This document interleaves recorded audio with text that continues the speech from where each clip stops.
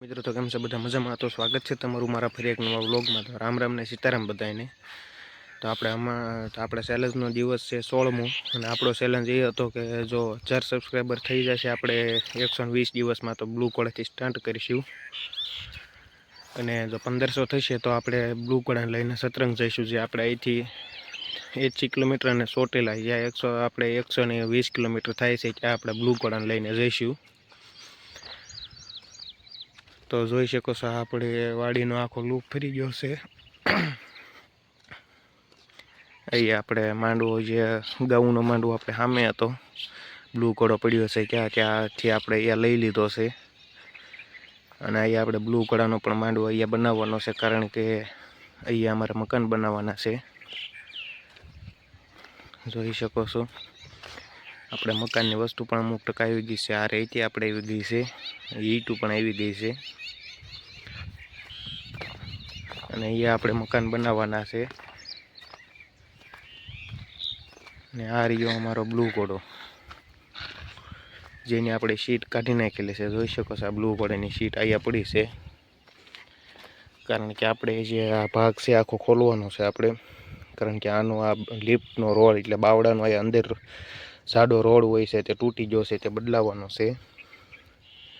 તે આપણે 3 દીથા કીધેલું છે, પણ આજે લગભગ કારીગર આવવાનો હતો. જો આવે તો જોઈએ છે આજ આવે છે કે નહીં કારીગર.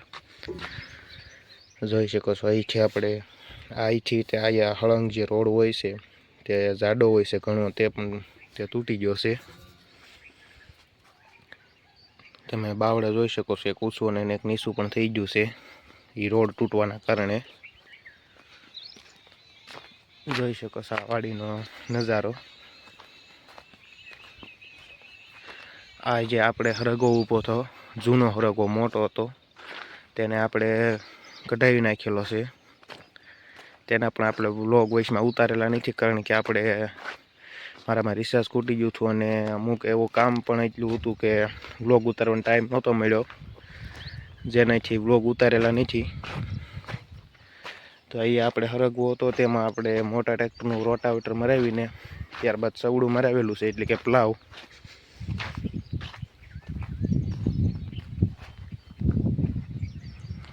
જોઈ શકો છો.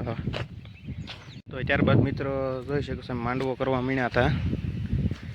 આપણા ગાઉનો માંડવો તો થઈ ગયો છે, પણ એ આપણે બ્લુ કોડાને રાખવા માટે પણ માંડવો કરવાનો હતો, કારણ કે ચોમાસામાં પલ્લે નહીં અને અત્યારે તડકાનું પણ એ માંડવામાં પડ્યું રહે એટલા માટે. તો અત્યારે જોઈ શકો છો એટલા વાહડાને એવું જે બાંધી રહ્યા છીએ. હજી આમાં આપણે આડી જે પટ્ટીઓ બાંધવાની હોય વાહડાની તે બાકી છે. તો તે પટ્ટીઓ પણ અડધી ફાટી ગઈ છે, અડધી જે ફાડવાની છે જોઈ શકો છો અહીંયા.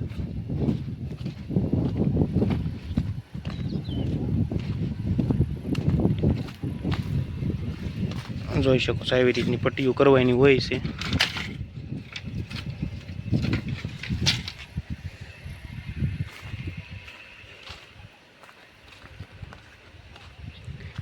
અને આ માંડવો છે, અને આપણે લીંબુમાં મોટર પણ ચાલુ છે, જેનાથી આપણે બધા લોકો અહીંયા કામ નથી કરી શકતા, જેનાથી એક જણાની ન્યા રહેવું પડે છે. અત્યાર સુધી હું પાણી વાળતો હતો, હવે અમારે ઉપાઈ ગયા છે. જોઈ શકો છો આ માંડવાનું કામકાજ ચાલુ છે, અને અહીંયા આપણે મકાન કરવાના છે નવા. તો તેના માટે એ જગ્યા પણ આપણે ખાલી કરવાની હોય છે. તો ખાલી તો આપણે થઈ ગઈ છે, જે અમુક ટકા એ વસ્તુ પડી છે તે લેવાની છે, અને રેતી પણ એવી ગઈ છે આપણે. હા એટલી રેતી અહીંયા પડી છે, અને અહીંયા થોડીક રેતી આપણે આમ પણ પડી, અહીંયા પડી એટલી જ સામે પડી છે. અને ઈંટું પણ આપણે આવી ગઈ છે, એટલી ઈંટું આવી છે, અહીંયા થોડીક મગાવવાની છે. આ એક મોટો થપ્પો છે ઈંટુનો, અને એક થપ્પો આવ્યા છે નાનો એવો ઈંટુનો.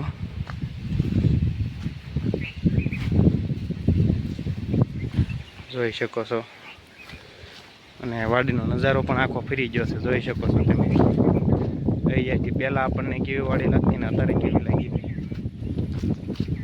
ને વૈશમાં વાવાઝોડાના કારણે આપણે આ સંદન જે છે તે ઝાડવું પણ ભાંગી ગયું. તો તે સંદન હોય કોઈ પણ ખબર નહીં, પણ અમારે બધા કહેતા કે સંદનનું ઝાડવું છે, સફેદ ચંદન, તે પણ તૂટી ગયું છે.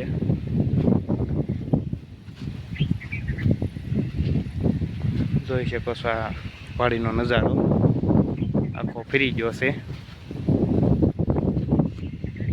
બસ મિત્રો બપોર પડી ગયા થાય એટલે હું નીકળી ગયો છું ઘર તરફ. જોઈ શકો છો આપણે સ્પ્લેન્ડર લઈને નીકળી ગયો છું ઘર તરફ.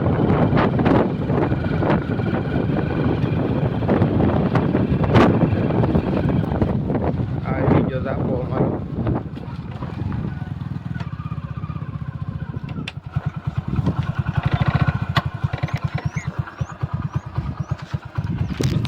ત્યારબાદ વાગી ગયા હતા ત્રણને હું આવી ગયો છું વાડીએ અને અહીંયા આપણે જોઈ શકો છો આ લીંબુના રોપા પણ આપણે થોડાક ઉજેરી નાખ્યા છે.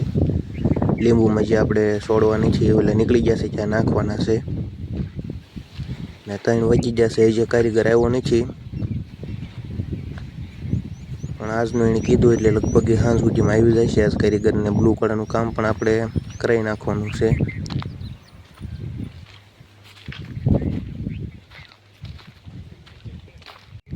ત્યારબાદ મિત્રો ફાઇનલી 4 વાગ્યા ને આવી ગયા છે કારીગર આપણે બ્લુ કોડાને રિપેરિંગ કરવા માટે. જોઈ શકો છો બ્લુ કોડાને ખોલી નાખેલો છે અને આપણે આ જે બાવડાની જે શાફ્ટિંગ હતી જેને આર્મ રોડ કહેવાય છે તે તૂટી ગઈ છે, જોઈ શકો છો. અને ત્યારબાદ આ એક અંદરથી બીજું આર્મ શાફ્ટની એરિયા આવે છે જે કંટ્રોલનું, તે તૂટી ગયું પણ તે અત્યારે મળે એમ નથી એટલે એને મગાવવાનું છે. આ જોઈ શકો છો કેટલી જાડી શાફ્ટ છે તે તૂટી ગઈ છે. એટલે આ હવે આપણે રિપેરિંગ તો કાલે જ તે થઈ શકશે કારણ કે રોડ કાલે આવશે. ત્યારબાદ ત્યારબાદ રાત પડી ગઈ છે એટલે હું ગાય દોઈને માણકીને લઈને ઘર તરફ નીકળી ગયો છું. તો અહીંયા આપણો વ્લોગ થાય છે. તો કેવો લાગ્યો અમારો વ્લોગ કોમેન્ટ કરતા જઈજો અને આ ચેનલને સબસ્ક્રાઈબ કરજો અને વિડીયોને લાઈક કરવાનું ભૂલતા નહીં. તો મળીએ નેક્સ્ટ વ્લોગમાં. ત્યાં સુધી રામ રામ સીતારામ બધાને આવજો.